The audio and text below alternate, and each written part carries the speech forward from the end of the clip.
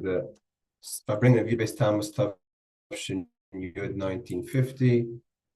Again, this is a few months after the previous Rebbe passes away, and before the Rebbe officially accepts leadership on the Yud Shvat a year later, Tavshin Yud Aleph 1951.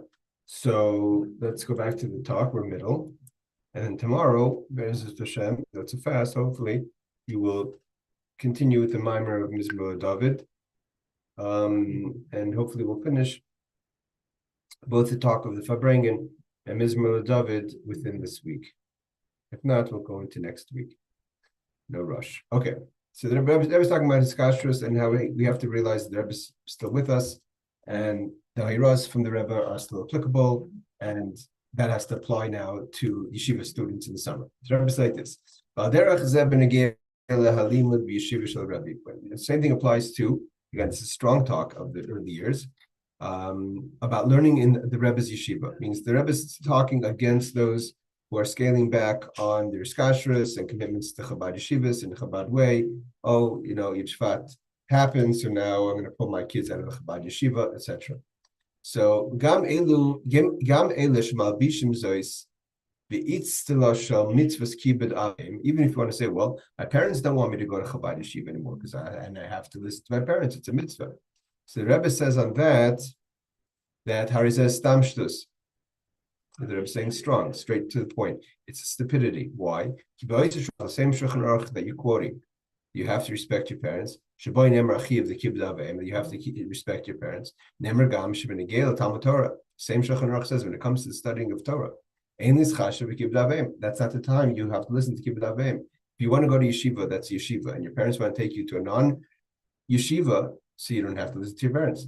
Just quoting what the Rebbe says here from the Shulchan Aruch. V'chein amro shavidase va'avedas aviv avedase kedemis. If your teacher loses something or your father loses something, I'm talking about a father that's not your teacher as well, then you have to give back to your teacher first. Your teacher comes before your father. But last time, we're talking about something lost spiritually.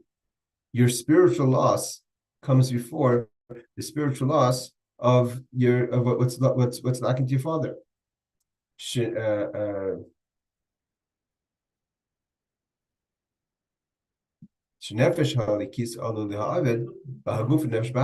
does it mean get lost? Because your godly soul can get lost in the animal soul. And if you don't take care of it and go to the proper yeshiva, chassidish institutions, so you could get lost, and therefore you have to take care of your loss. Sorry, when we said before, Avidasai means your own loss comes before the loss of your father. So if it's your loss of not going to yeshiva, that comes before the loss of your father. The halach is also about the loss of the teacher. Here we're talking about your own loss. Same thing, your spiritual own loss, which is your godly souls, and get lost in your animal soul. So the Rebbe says it's not a time that you have to listen to kibbud avim. Very, very strong language from the Rebbe. So to go as far as saying that if your parents are trying to pull you out of your yeshiva, you have to go to yeshiva. I'm talking about over here going to the Rebbe's yeshiva, Chabad yeshiva. Shlichus Madas, a person has to know. As Goydel has chus shvilimid yeshiva shel Rebbe. It's not an obligation. It's not a weight. It's a schus. It's an opportunity and a schus and a merit that you should be able to learn in the Rebbe's yeshiva. And those who merit that they actually are able to learn in the Rebbe's yeshivas. They have to be thankful, l'shavach, and to give praise Hashem Yisbarach to God. Because they could have not had that chus. The same thing applies to general, but the idea of chassidus, I've seen somewhere that a neshama that comes down to this world, it's already pre-decided if they're going to have a kasher to chassidus. Same thing, this chus that the student has to learn the Rebbe's yeshiva is this chus. You have to be thankful to the Eibishter that he gave you this chus, the opportunity that you could learn the Rebbe's yeshiva. Therefore, you have to hold on to the opportunity. And this chus is as strong as possible, not to leave the Rebbe's yeshiva. Those who did this great stupidity. And they left the Rebbe's yeshiva. They should try to come back and ask with the head of the yeshiva and Hala, the organization. But maybe they'll let them come back in. So the Rebbe is talking very strongly against those who, after Yud Shvat, the same thing applies in other times, have left Chabad Maisis, Chabad institutions. The Rebbe continues, every student, we have Mekusham, those who are connected to the Rebbe, we are Chassidim, are all in general Chassidim. Tzarech leida, we have to know. Shuhu mi anshe Moshe. As a chassid, if you're a Talmud of the Rebbe, if you're a Mekusher to the Rebbe, if you're a chassid of the Rebbe, you're from Moshe's people. That's the Rebbe's Moshe Rabbeinu. So you're from Moshe's people, anshe Moshe. Such things you're not Moshe's people up to a certain point, and now I'm no longer from Moshe's people. If you're from Moshe's people, it's something that's forever. Loi for you, Deiroisa for your descendants, Advis Mashiach Tzekenu, until Mashiach comes, that you and your family, your descendants, are part of the Anshe Moshe, Moshe's people. Viserim is that the Rebbe says even more than that. Gam Eilish should be koidim li ha'islam shaychus the Rebbe. We could be talking to people who are sitting here at the Fabreng and Yushvat, sitting here now, Tavshin Pei Zayin, Pei Vav, feel that then up until this point I didn't have a connection to the Rebbe. So maybe you're talking about Anshe Moshe does have a connection to the Rebbe, but I didn't. You could become a chassid now. But the point is like this. There is no difference from before Yitzhvat, after Yitzhvat, before Gimel Tammuz, after Gimel Tammuz. The only changes are for positive, deeper connection, more connected, not less connected. Like it says in the Alter Rebbe's Tanya, he talks about the idea of a tzaddik, a nasi ador, passing away. After the passing of the tzaddik, it's easier to be connected and to receive your vitality from the tzaddik, from the nasi ador. The tzaddik now doesn't have limitations of the physical body. Well, there said the Rebbe says, "V'negel ashpas brachas le'elu sha'iskim v'yasku b'inyani avodah shel Rebbe sha'ata achris talkus." This also applies to the hashpah, to the flow, and the brachas, to all those who are preoccupied and will be preoccupied. Avoid the service of the Rebbe, the things that the Rebbe wants you to be preoccupied in.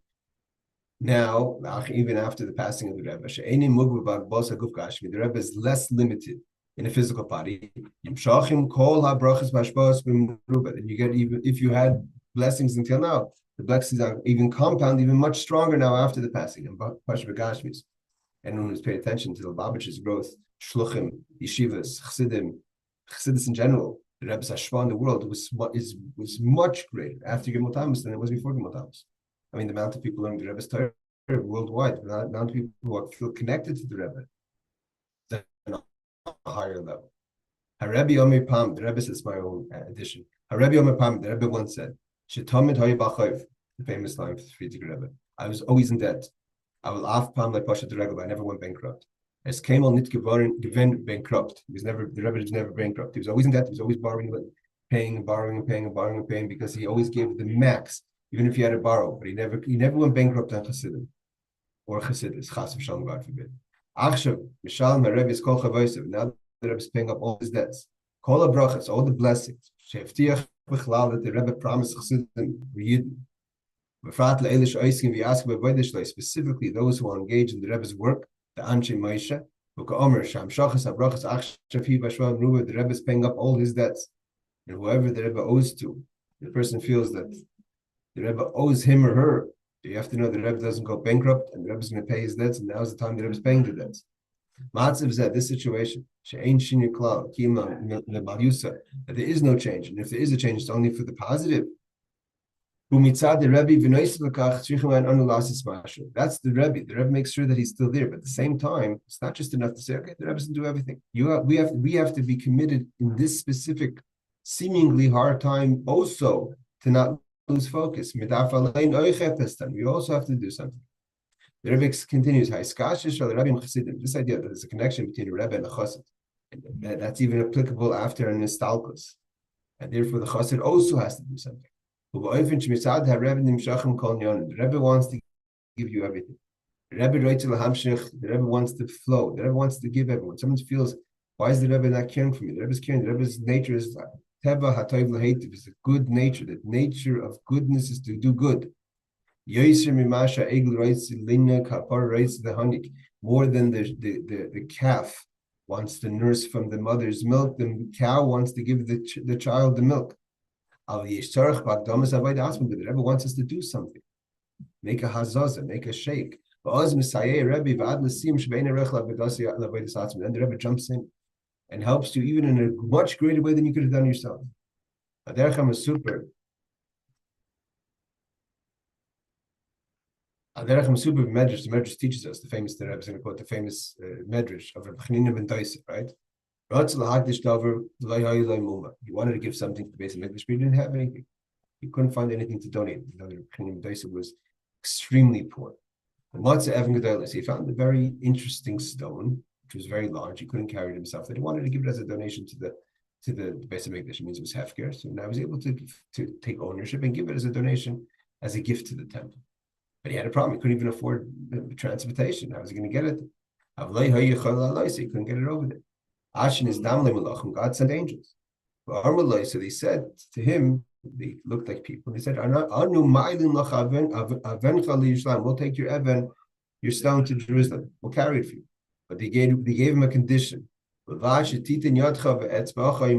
put your hand, famous thing, put a finger, something. We'll carry it. We have miraculous strength. We're angels.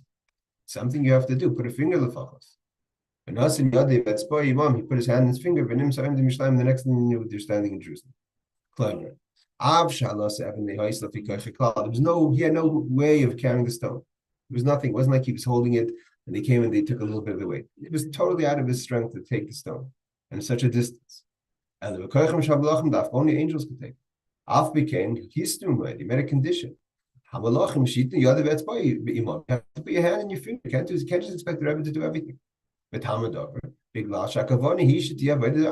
have to do something yourself, even if it's just giving a hand or a finger. When you put it in yourself, I feel in the aspect of levad. Even if you only give a small finger, you give the evan is from the word lev, the heart, to bring it to the heart of stone should come to the base of Mikdash, that your heart of stone should melt and be you have to do a little of it. You can't expect the Rebbe to come in and melt your heart.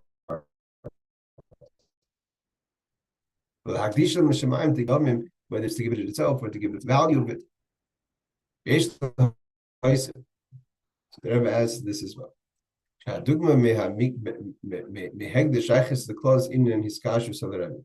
The idea of being magdish, of designating something to the temple, we find in the general idea of his kashrus. Why? A magdish efer echad. We know the halacha is like this. If someone says, I'm giving a limb to the base of Mikdash of, let's say, an animal.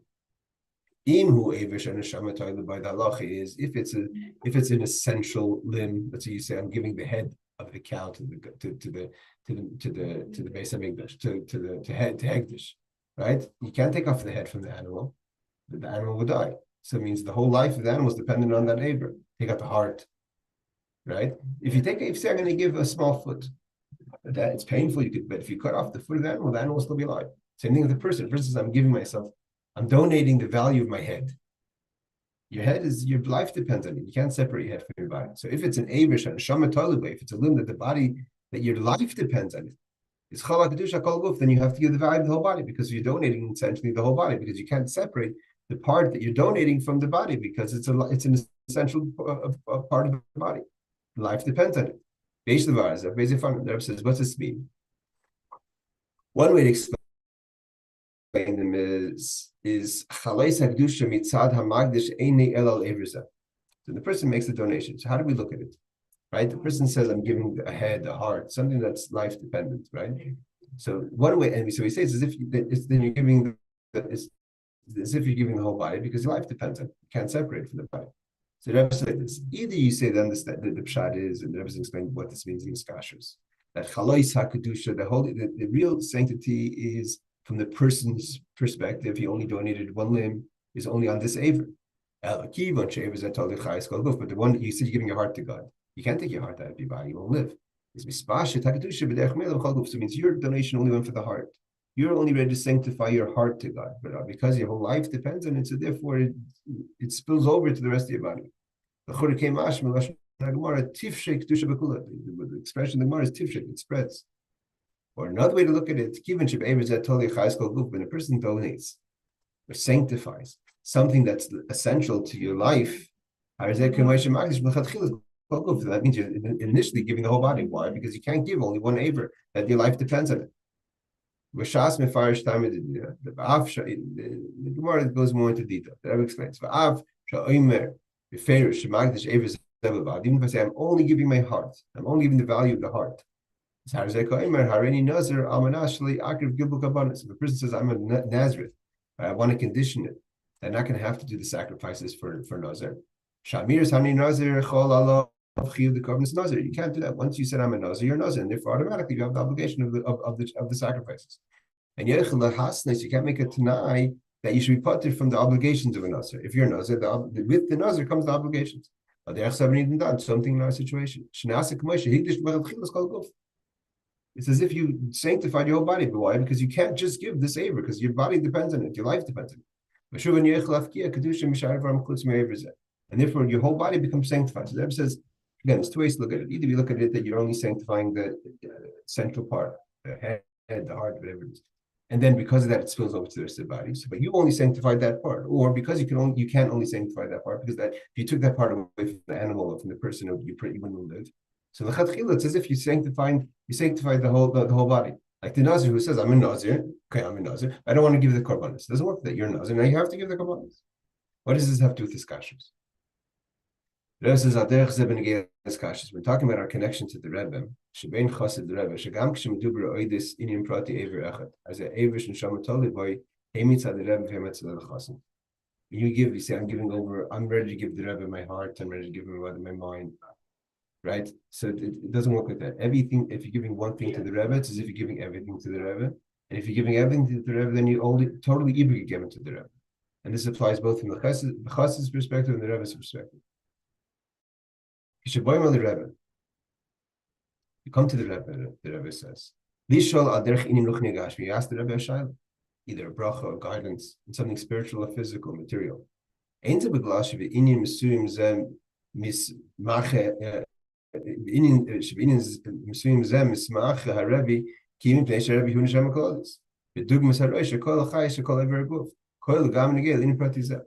because the Rebbe is an expert in this specific question. It's because the Rebbe is a Nasi, and a Nasi is the head of everything. Therefore, everything goes to the Rebbe. So therefore, this question is one of the questions that comes to the Rebbe.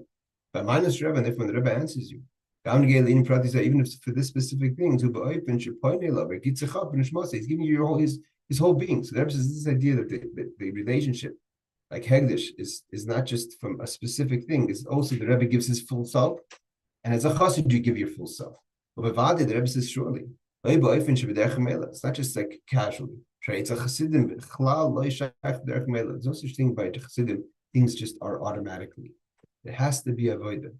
This is what Tzemach Tzedek said. Chassidim tzrichem liyas avoided dika. A chassid has to be an avoided dika person. You have to work on yourself. Yerushalayim, you have to have an avoida of Yerushalayim. When you want to fear God, it has to be from effort, not just have a natural fear of God. Everything has to come with effort, and that's the way of a chassid. So I think in our relationship to the Rebbe has to be an avoida. The kavanah bezeh, the idea is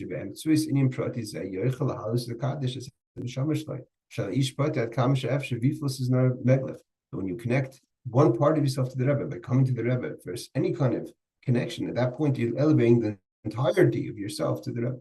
And how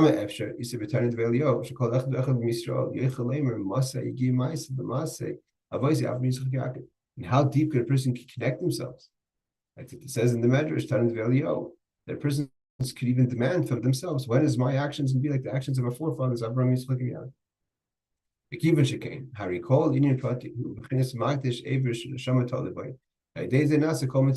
So therefore, anytime you have a connection, it's everything.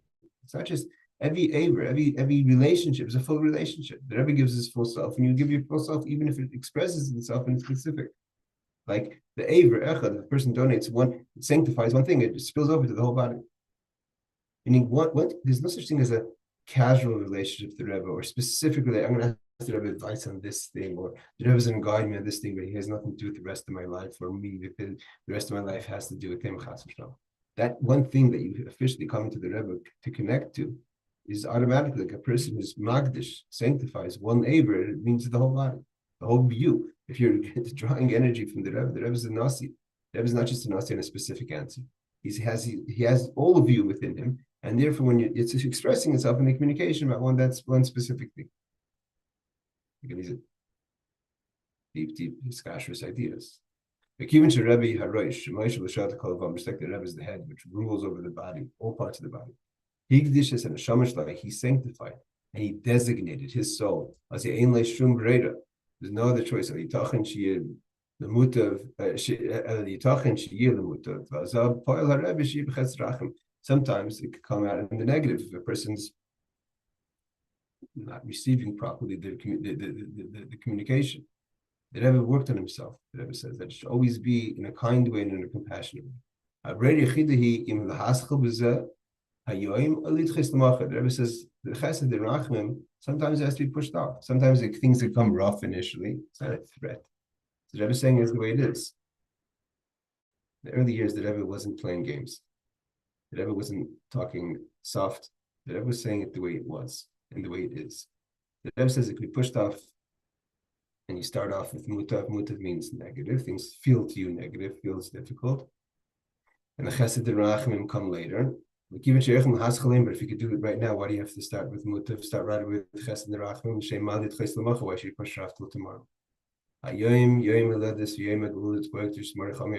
says today, Yud Beis Tammuz, is the birthday and the day of redemption of our Rebbe, the Frierdiker Rebbe, whose man and moksha difference in an appropriate time. The Kabbalah thought is that we should make a resolution. The days around Yud Beis Tammuz, the Rebbe spoke about, especially the 15th, the 16th, Toivis, and the week of Yud Beis Tammuz, B'chol Inyanim Amurim, and all the things that we're talking about. Right? Days that Mekablim call the brachas, and then the person gets the brachas when you make the proper resolutions.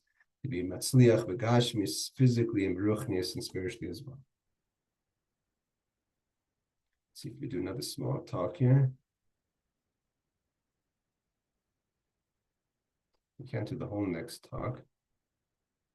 We have a long ways to go. Let's just do another few minutes. Yud. By Ma'amad Yud Beis Tammuz, the Rebbe's Ma'amad Yud Beis Tammuz before means the Ma'amad that the Rebbe gave out, I think, let's see, I think 19, when the Rebbe said 1927, I think he's referring to.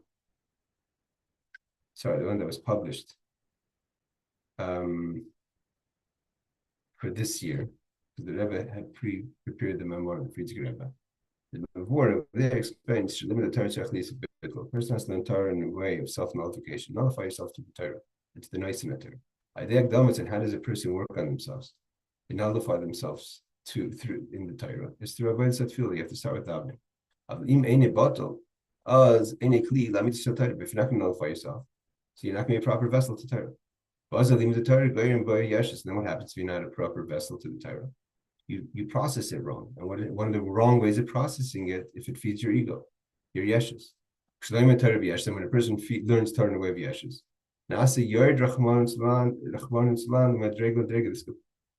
It starts a really slippery slide in a descent, in a place that's you don't want to be. The Rebbe says specifically, there's many levels in this Yerida. When you don't mevatel yourself, you don't nullify yourself, and if you learn this Torah as I'm so smart, I'm so connected, and starts building your ego. And how do you bring bittul? The Rebbe says through tefillah, but if you don't, so how does it start? First, the Rebbe says you start having a very strong self-awareness. That's not always good. First,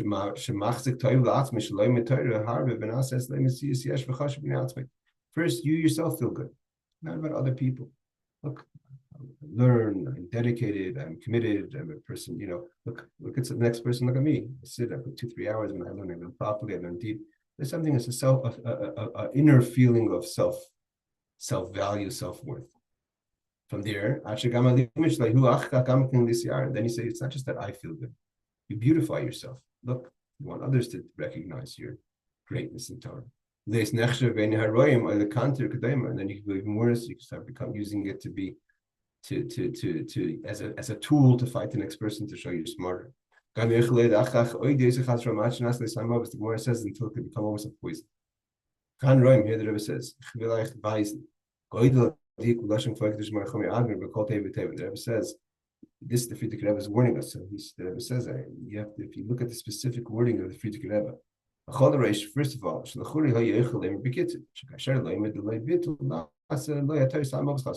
he could have said the end game, that if you're not going to learn Torah properly, it's going to end up being a poison. It's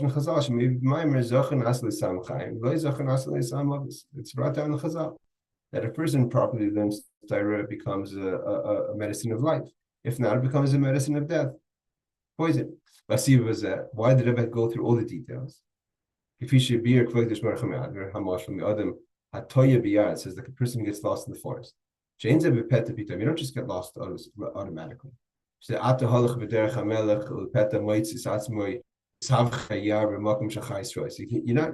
can't start off going on the path of the king, meaning you're going on the road, and also the next thing you know, you're deep in the forest and surrounded by wild animals, and your whole life is in danger. It's a process. You just go a little bit off the road, make one wrong turn. But Meshach is mine eventually. If you don't realize you made the mistake, you still think you're on the right path, and you don't go back. You continue on this little detour you made, even a little bit. This little thing of going off the road, like the wagon that goes off the way. Starts off with just a little bit of lack of bittul. And that little lack of bittul comes to yeshes, to ego. And the yeshes comes to recognition, and then using it as a weapon. Then it becomes a sam mavis. It becomes the opposite of medicine of life. It says, and how it becomes, how it trickles, it's a process. The beginning of ego starts, you feel good about yourself. It's a private feeling. You feel as an important person, I Baruch Hashem, I'm utilizing the gift of life properly. So look how much I learned. You're learning fine.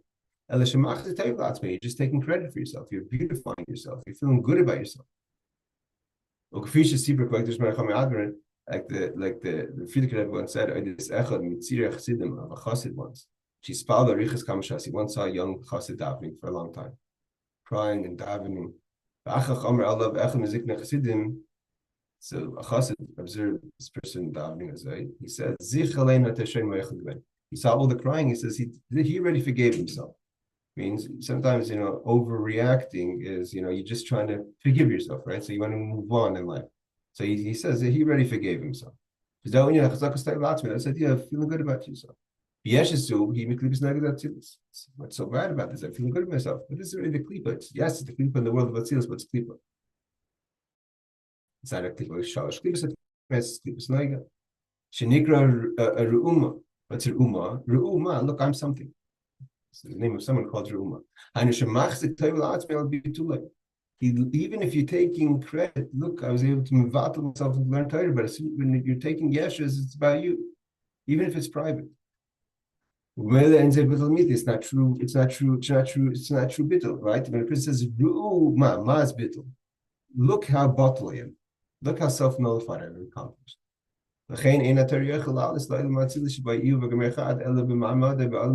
you can't elevate yourself. Why? Because in Atzilus there's no place for even ru'uma. Look at the kind of bittul I have. The person continues to go lower. It's not enough that you look at my bittul, but I want others to recognize. In the first case, the person is learning properly, but you're just taking credit to yourself even. You're studying, so now the study itself becomes an agenda. Why? Because you want others to recognize. Yeah, okay, here they're saying there's two things. There's the look at my bittul, there's even this even to be valuable to yourself. But again, it's an ego, but even with yourself. By zich in zimmer, no one sees it, but you really take pride in yourself. Right? Verse says, justifies it. You have to know your qualities. You do apiskim. Right? You quote the Rebbe. The Rebbe says it's like you have to know your faults. You have to know your qualities. So I know my qualities. I'm a Talmud Chacham. So what's the big deal if I taka really take joy in my qualities? The reason why you're getting to this yire because you didn't daven properly, and davening would create the proper bittul, not even the look at my bittul. Then the shaykh the Torah. What's the davening have to do with my Torah? The Gemara says, and so to the Alter Rebbe passing, the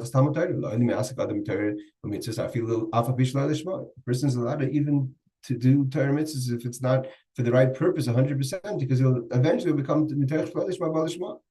Mitoch shelo lishma bo lishma. Eventually it's going to come to the right purpose.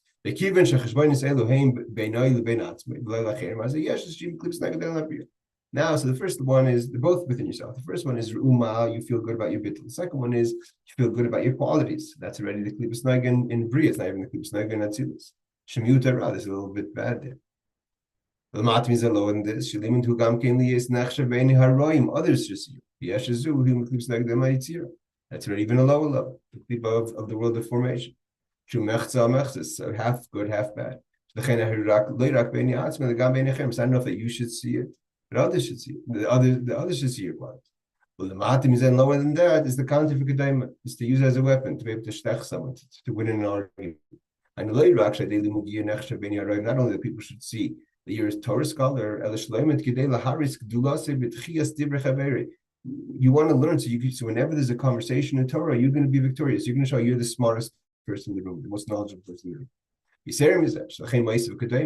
What's the kedayma? What's the example? You're ready to even push to twist the truth to be right. Saying whatever that guy is saying is the other person saying is for sure not true. First, I have to show how what this other person is saying is ridiculous and not true. Even if I have to be also incorrect, but the main thing is to show the other person is incorrect.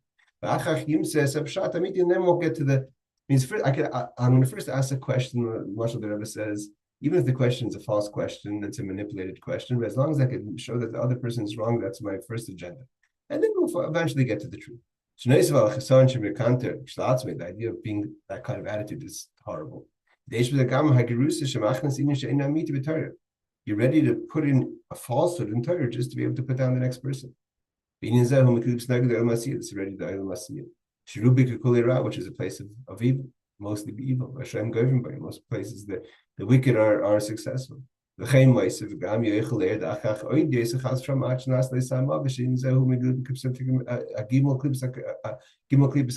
until not only are you going to be klipas negav, you can actually go to a place of total impurity. The cause I'm asking, where does the soul start from? The person just goes a little bit off the road. Because you don't have the proper bittul. And where does that come from? Tefillah. Even if you're not learning because of self-glorification, but you're scared you're going to get in trouble, say a student, or you just stop learning. Like it says in Tanya, at the end of the day, it turns into some sort of level about self. Until it goes to the opposite of life. Stop here. We'll just finish off. It's okay. It's only a little bit, one more paragraph. We'll just have to finish it. So how do you bring bittul Torah study? Then it's that aside for the food that Torah gives substance becomes medicine of life. Even before the Baal Shem Tov revealed himself, from people would fast and pain themselves. What the Baal Shem Tov teach us? The way is not, you don't have to break your body. It's not the way you have to deal with the physical things. Refine it, deal with it, elevate your body. Like the famous teaching of Baal Shem Tov, when you see the chamor of your enemy, falling under the weight of life. So you may think that you may think you have to leave it go. You have to leave it, let it fall under the weight, like the person who fasts. No, you have to help it. You have to help the body, the chomer, the physical of the person. You no longer should fall under the weight of being a person out in the world of gashmis, right? The person feels that the only way I can deal with my Yetzer Hara is to punish it. You don't have to punish it. Don't punish your body. Elevate your body. The chamor is supposed to be able to carry you. Not in the way that you're fasting and negative. You bring joy to your service of Hashem. This also applies to tefillah. Not just Hakdama of Emes Spal and Hispal El Metoch Vidroish, It's not just enough to have fear of God. You shouldn't have unless you have proper joy. The Rebbe says, and this is understood. The bittul that comes to tefillah. Avoid the end of a bittul metzias. Ki im v'iskashus HaKadosh Baruch Hu toichen in natfilah. V'zeh in nimshach choyder. The idea is that you connect properly to Hashem, and this brings into your studying of Torah. The person realizes it's not about you, that the Torah is God's Torah. Then you have true humility when you study Torah. Just going fast to finish this. Sicha, I have to go. This is specifically for the Torah, for the yeshiva students. Doesn't make a difference what kind of yeshiva is studying it. Sicha later, we have to know. Lisker Talmud, always remember that Shavisi, Hashem, the Negdi, Talmud, God should always be in front of you. Torah is God's Torah. Lashon Chazal Shlim, the Torah Shachlis, Magdam, Spirchas, the Torah, Bircha, the Torah, Tchil. You have to first bless, bring godliness into your Torah. This Torah is nice in Torah to remember who gave you the Torah.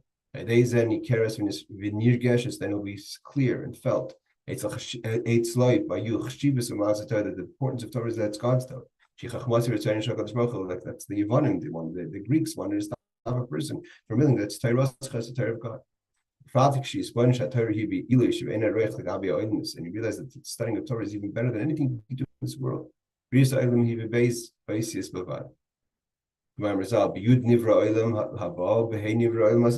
the first two letters of God's name. The Torah